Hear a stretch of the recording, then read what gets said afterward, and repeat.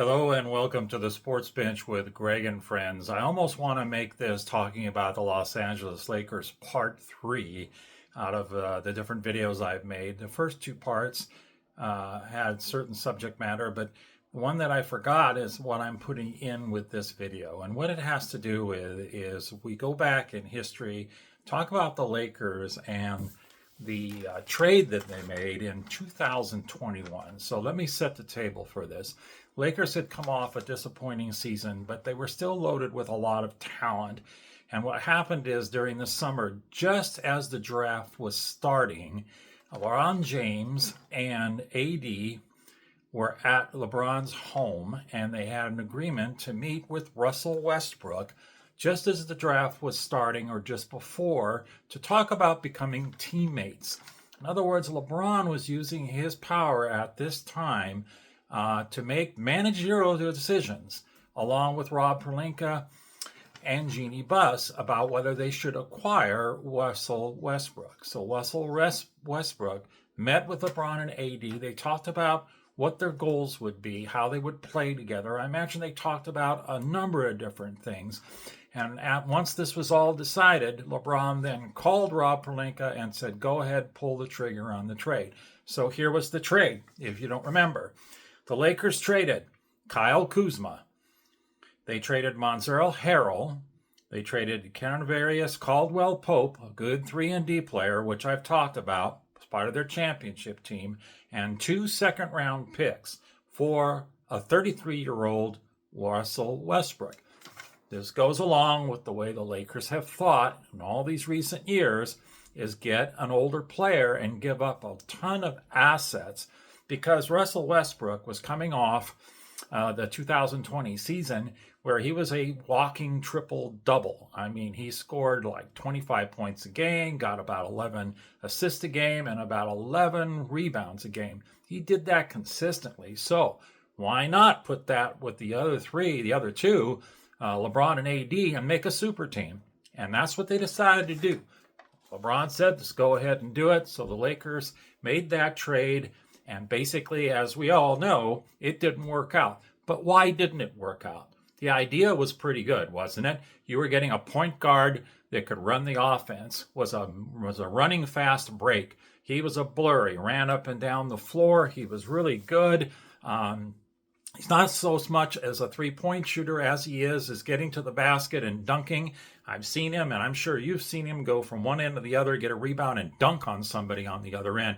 He was that fast, and he was a great passer, got a lot of assists.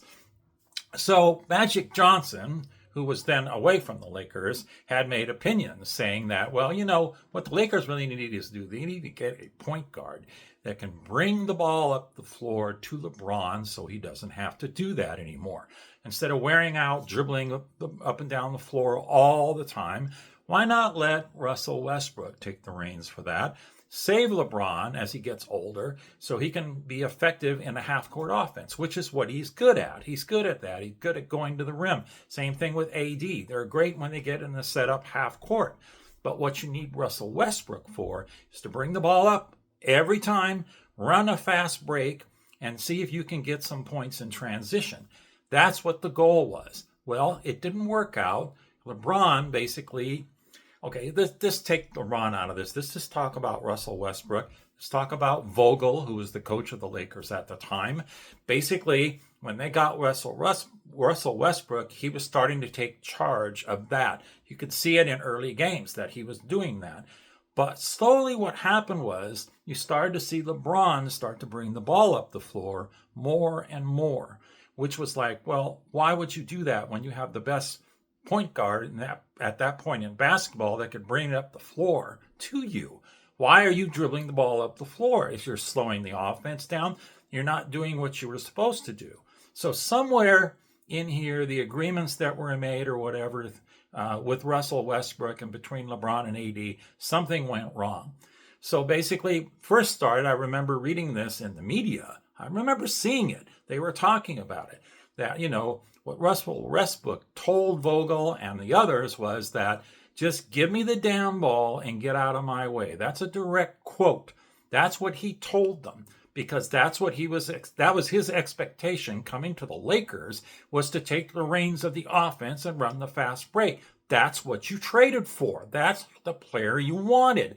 But instead, they started putting him in a box because LeBron started bringing up the floor, and Vogel was saying in the media, well, Russell, we can go ahead and we can have Austin Reeves bring the ball up, or we could have this guy bring the ball up, or we could have AD bring the ball up. Why? Why would you have AD bring the ball up? He's a horrible ball handler. He had the ball stolen for him more times than not when he crossed the half-court line, and the other team got a layup out of it.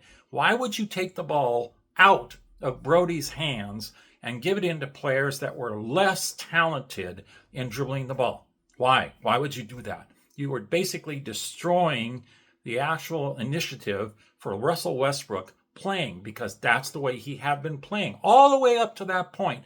And then suddenly now, he's a problem. He can't shoot threes. When you started bringing the ball up the floor, where did Russell Westbrook go if he wasn't part of the offense? He went standing at the three-point line. What a waste, because he is not talented at the three-point line. He's not a great shooter. He's good at the mid-ranges, bank shots. That was his favorite shot. That's where you use him. But, you went all against what should have been logical. Okay, you have him bring it up. If there's not a fast break and everything, then you set up the half-court offense. Then you give the ball to LeBron, let him go ahead and do what he wanted to do. But no, they couldn't handle that. LeBron couldn't handle being a second ball handler. He had to be in charge of it. And they started butting heads. Then they had problems. So we went through that season where they couldn't play together because, again, redundancy, right? You have a guy that set up the offense in half court, run the fast break, make great passes.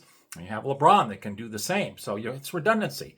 Kind of like what's going on right now with Luka Doncic and LeBron going to be a second or third option. See, it's kind of like LeBron is now assuming the position that he put Russell Westbrook in 2021 and 2022. Basically made him just a rotational player that you bring in when LeBron's not in there, and then he can run the offense, which is what they ended up doing. They started separating them, where basically that's what was going on. So Brody took all the blame for it. LeBron took no responsibility for being the one who set the initiative for signing him, along with AD. So what that did, trading away those players, which were good players, especially when you talk about Cannavarius Caldwell Pope, a good 3-and-D wing, someone you want right now on your team, and he's not there. So you gave up talent and draft capital for a concept of having Russell Westbrook be your point guard, and you just don't have that. You just didn't get it because you didn't use him the way that you should have. This goes all the way down to coaching. Vogel being manipulated to where he's thinking that this was the right way to go because LeBron was pulling the strings. It was all about that. And that's why it failed. And that's why I've been saying this next year, if LeBron, they actually offer him any money, any contract to come back, he's not going to be liking being a third position, being a third cog in a wheel of the offense, because Doncic and Reeves, if they reassign him, is going to be the 1 and 2. He's going to be the third. It's a redundancy. So they're putting him in the same position that LeBron put Russell Westbrook in 2021, especially in 2022. So it's kind of like he's getting his own medicine. And again, the Lakers, that was one of the key mistakes that they made, and they've paid for that for years because they've had no cap space. LeBron wouldn't take any discounts, so you were paying both him and AD tons of money, and you had to put around players then after that were secondary and third type players. They weren't going to be the major asset. They weren't certainly going to be a superstar.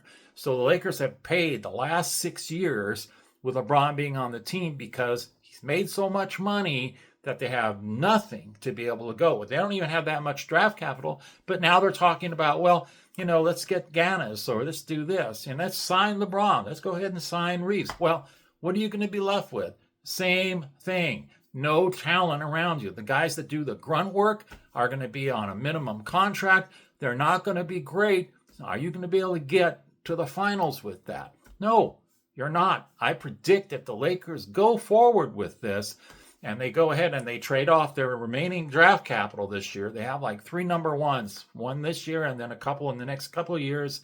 They get rid of that draft capital to try to get somebody.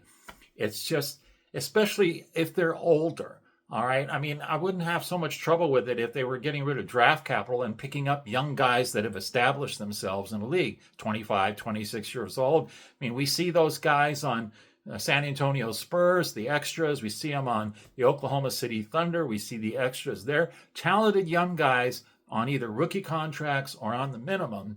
And what are they doing? They're doing the grunt work. They're the ones like Alex Caruso who are doing the grunt work and getting their teams possibly to the finals. The Lakers don't have people like that. All they can do is sign leftovers on the market. Now, Marcus Smart was one of those, but he's still talented enough. He's only 31, so, he's not technically an old guy yet, but he was able to play quite a bit, but he still had a lot of injuries this year. The Lakers need to change the concept, the actual culture with the Lakers. If you're going to compete against younger teams, you need to get younger yourself, because old guys cannot compete against young guys that have lots of energy and basically require very little rest time on the bench before they're back in the game. You can't expect that of older players. Someone like LeBron, he takes rest. He does, but he doesn't stay out of the game very long, and he comes back, and it's still not that big of a difference. So all these years that Russell Westbrook has taken the fall for why the Lakers haven't been successful is actually wrong.